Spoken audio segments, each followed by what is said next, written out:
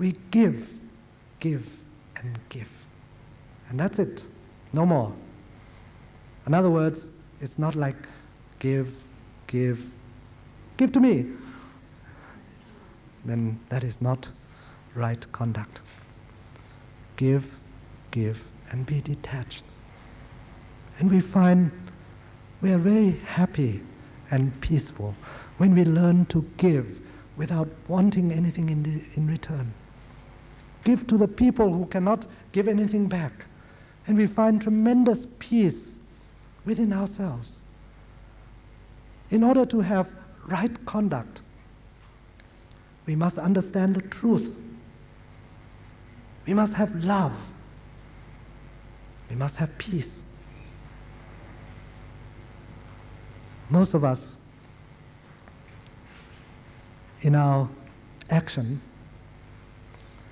we sometimes think, oh, we're going to help that person. We're going to help this person. When we say we're going to help other people, is it because we think we are better than they are? Richer, so we're going to help them. Or we have more education. We're clever than they are, therefore we're going to help those who are stupid.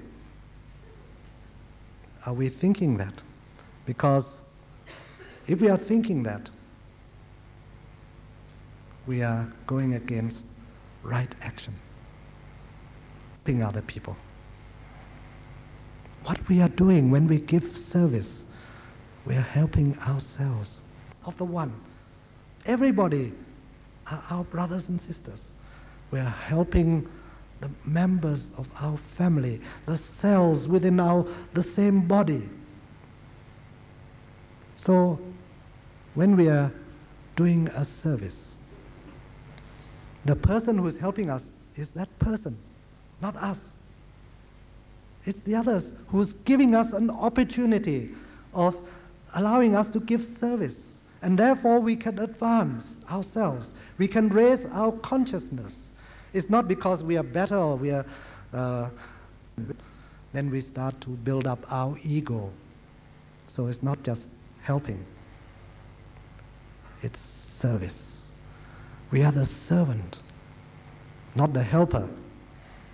It's our duty to serve.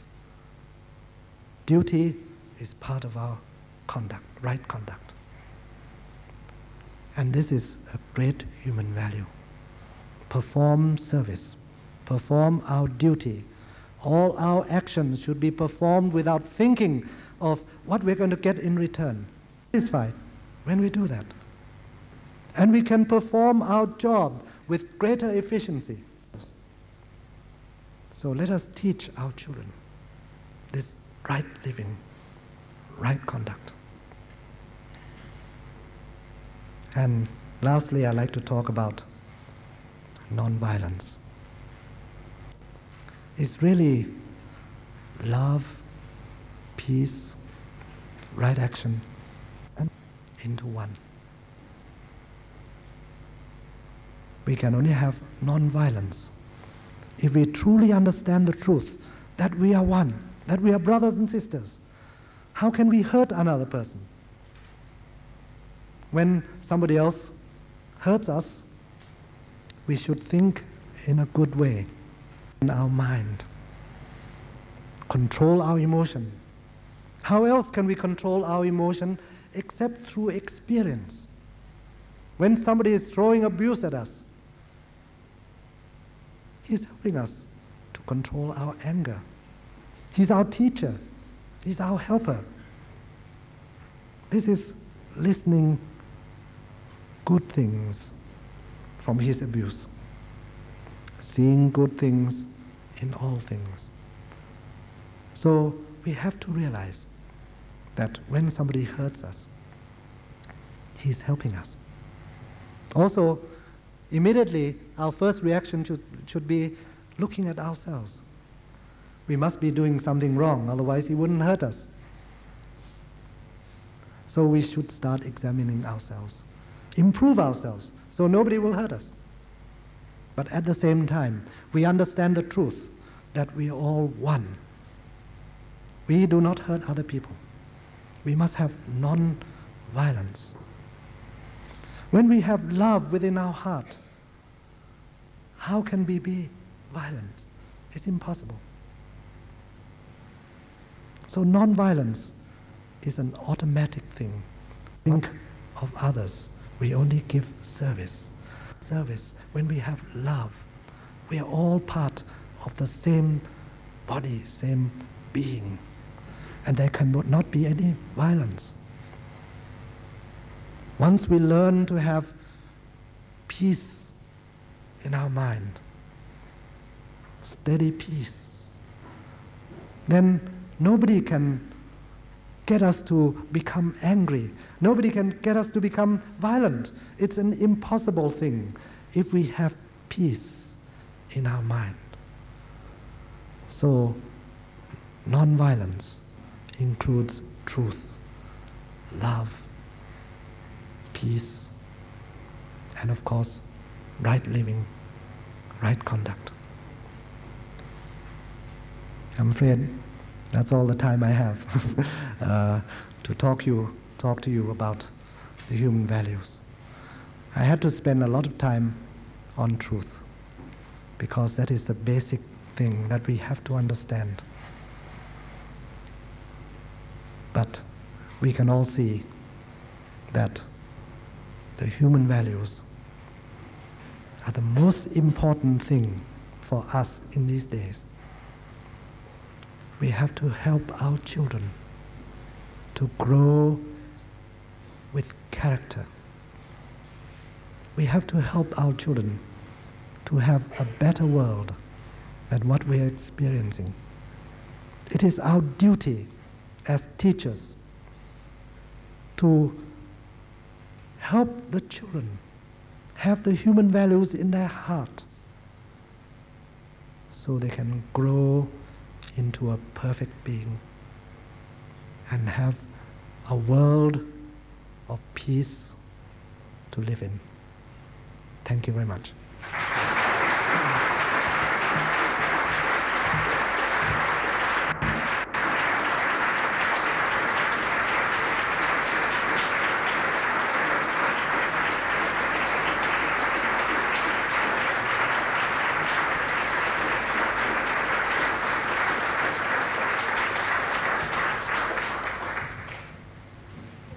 Well, I think the applause is indicative of the value you attach to Dr. Jomsai's address this afternoon. I am going to reserve my comments and thanks and wait to hear again our friend and brother here, Sanjeev Chowdhury. At this stage, I think we should break for tea if you want one. I don't want one. I've just had tea from Dr. Jomsai. See? Now,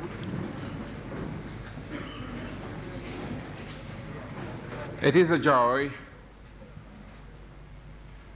to me, and I believe to you all, to have these two men, one from India, who is going to address us next, Sanjeev Chowdhury, and one from Thailand, whom you've just heard, Dr. Jomsai.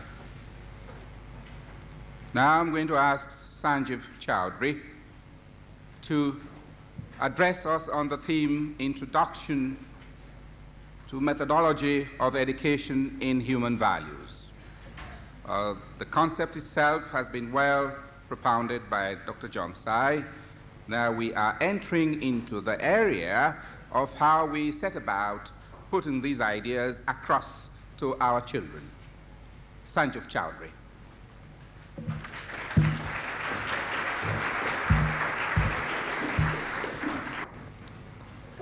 Sisters and brothers, I'm reminded of a remote place in Europe where a distinguished, literate, technologically trained person went for a visit. He had to go across a lake, and for going across that lake, the only mode that was available, the only medium that was available was an old-fashioned boat with the rowing facility. And there was a illiterate boatman, the only one who was in charge of that boat and who would ferry the people who would want to go to either banks to and fro. So this gentleman, he was armed with a newspaper. As many people, while they go for a journey, they may forget to take the ticket, but they do not forget to take the newspaper. So he had his newspaper on and he deposited himself comfortably into the boat. He was the only passenger. And he turned on to the sports page as the boat started rowing into the lake. And he read about the limited overs cricket match, Benson and Hedges International Trophy in Australia. And he started reading the news aloud, that this team did this team made so many runs, this was the average, this was the speed with which the ball went, and so on. And he started, as we normally do when we are traveling, we engage the person next to us, whether he likes it or not, into a conversation. And he started discussing with him that, do you think, my dear friend, the limited overs cricket match is better than a test cricket match, or 5 days match is better than this, and so on? This boatman didn't reply at all. So then he asked him, he says, are you understanding what I'm trying to say? I'm discussing something very important, something very topical. What this game is, I'm absolutely ignorant about it. Hands and said, oh my God, you do not even know what limited overs cricket is? Such a famous game? I'm sorry, my dear man, 25% of your life is downright waste. And then this illiterate person asks him, he says, I hope you can read this newspaper at least if you don't know what cricket game is about. I can't decipher, I don't know what's written on this paper. He says, oh my God, people like this still exist in this world. 50% of your life is waste if you do not know how to read. And then he felt that the light had become slightly dim. I wanted to check with him what the time would be, because normally the light shouldn't be so dim at that part of the evening or the day. And he asked him, he says, what time should it be? This boatman replies, I'm afraid, sir, I can't even read time on my watch. I don't have one. And then he said, oh gosh, 75% of your life is waste if you can't even read the time on your watch. And then he gave up. And as the boat went a little further, this literate man felt something cold touching his feet. And he looked down. The bottom of the boat had developed a hole through which water had started coming in. And he looked at the boatman, and the boatman, with a very innocent face, asked him a simple question. He said, sir, do you know how to swim? He said, no, I do not know how to swim. He says, I'm afraid your 100% life is waste. Sisters and brothers, we may have all the knowledge about everything unless we know how to swim across successfully through this turbulent atmosphere, through this crisis-ridden world that we have been bequeathed. We wouldn't be able to swim across this world successfully.